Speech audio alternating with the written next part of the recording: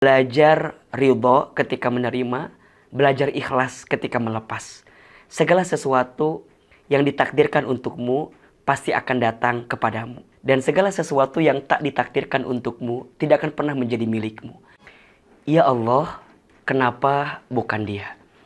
Sahabat cahaya yang dicintai Allah, mungkin ada di antara teman-teman yang pernah ngerasa rasanya semesta nggak berpihak gitu dengan apa yang kita mau gitu. Misal, kita pernah berharap sama seseorang. Kita anggap dia akan jadi rumah. Ternyata dia hanya singgah. Sakit sih, wajar, manusiawi. Tapi rasanya ada rasa yang harus kita jauh lebih bisa hadirkan ketika kondisi kita tak sesuai dengan harapan kita. Kadang-kadang tidak semua hal itu harus sesuai dengan rencana kita. Kenapa? Karena di balik itu ada rencana yang maha indah yang dihadirkan oleh yang maha indah, tentunya oleh Allah Subhanahu wa taala. Kamu menginginkan sesuatu, iya. Tapi Allah menginginkan sesuatu yang lain. Kamu punya rencana, iya. Tapi Allah juga punya rencana. Dan kita harus percaya bahwa rencana Allah, keinginan Allah, itulah yang terbaik daripada apapun. Perhatikan surat Al-Baqarah ayat 216. Ini ayat yang selalu dijadikan guidance banget sih sama Ahilman. Kalau Ahilman punya keinginan tapi kemudian gak sesuai kenyataan gitu ya. Allah berfirman, A'udzubillahi minasyaitonirrajim. Wa asa an takrahu syai'an wa huwa khairul lakum. Wa asa an tuhibbu syai'an wa huwa syarrul lakum. Wallahu ya'lamu wa antum la ta'lamun. Perhatikan dengan iman.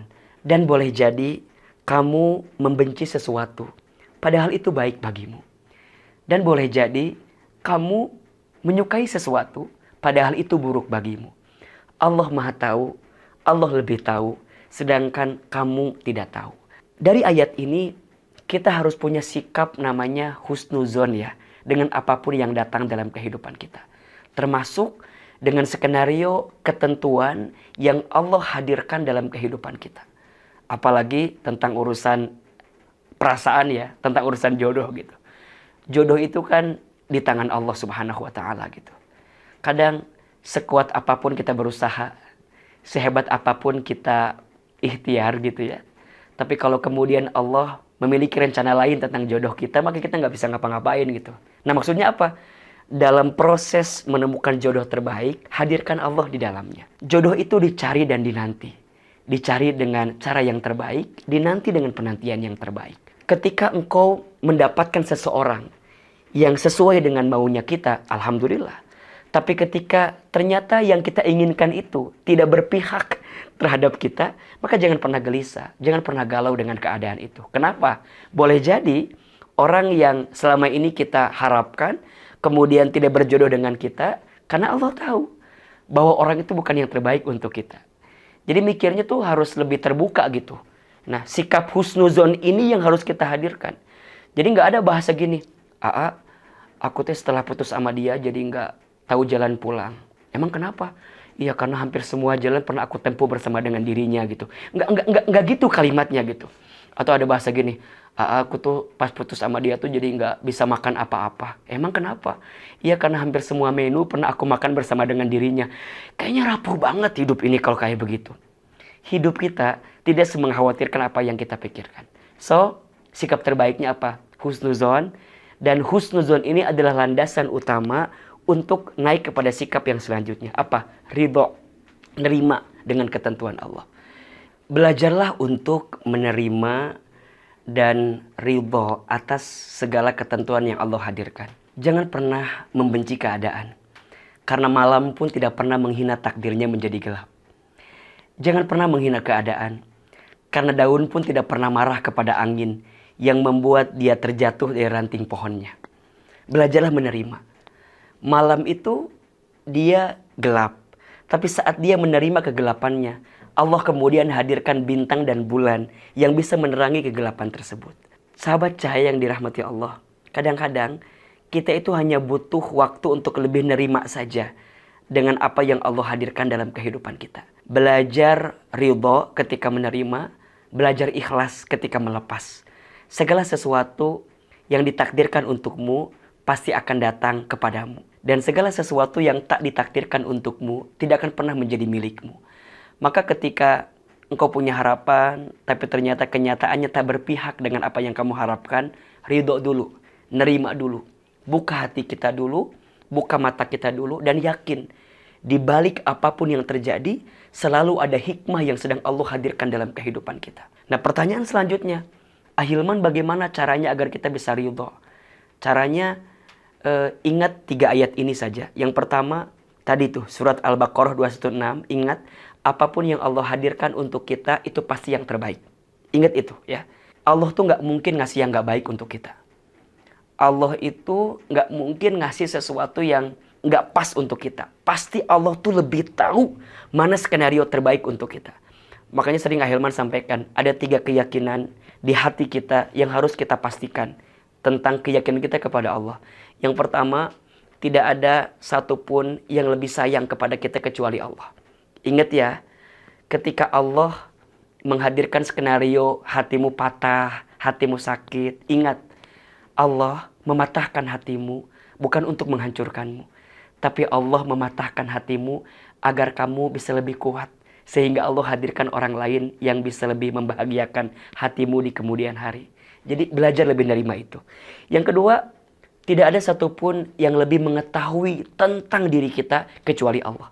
Bahkan kita pun nggak tahu tentang diri kita kan. Kita nggak pernah tahu besok lusa akan terjadi apa, nggak tahu gitu. Hanya Allah yang tahu. Maka Allah Maha tahu, Allah lebih tahu, kita tidak tahu. Maka jangan sok tahu gitu. Apalagi nyalahin keadaan dan seterusnya. Dan yang ketiga, tidak ada satupun yang bisa mengangkat kesulitan kita kecuali Allah Subhanahu wa Ta'ala. Keadaan yang membuatmu sakit hati mungkin membuatmu terjatuh atau terpuruk. Tapi percayalah, ketika engkau terjatuh, engkau punya banyak kesempatan untuk banyak bersujud.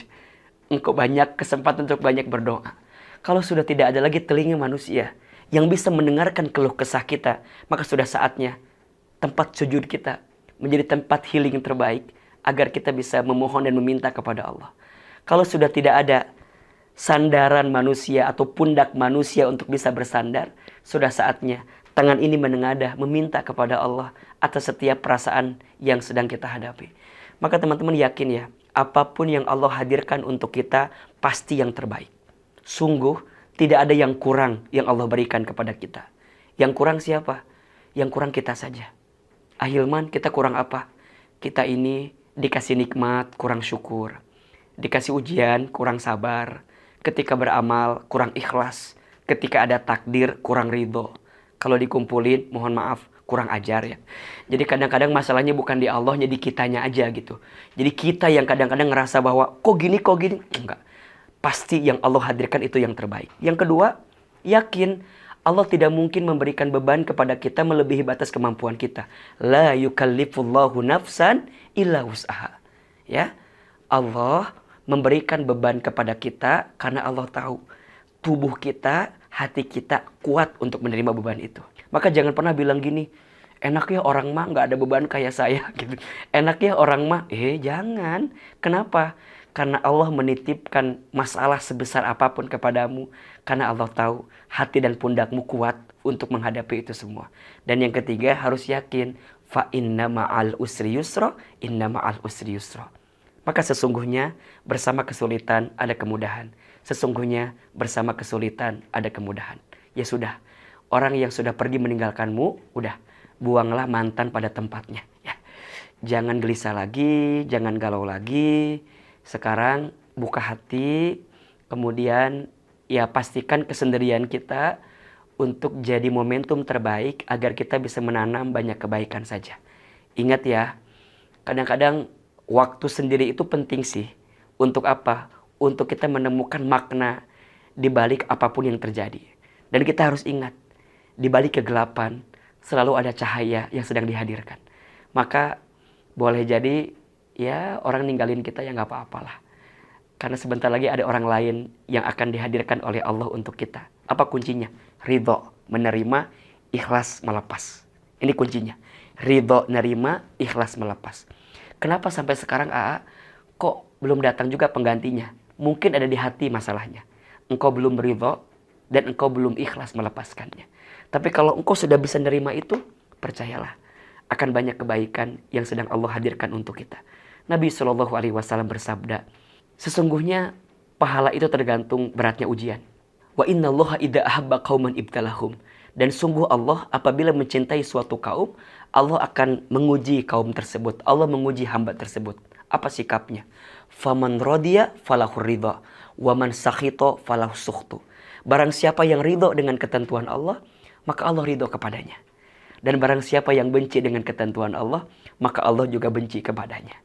Maka jemputlah keridhaan Allah dengan belajar ridho atas apapun yang Allah hadirkan kepada kita.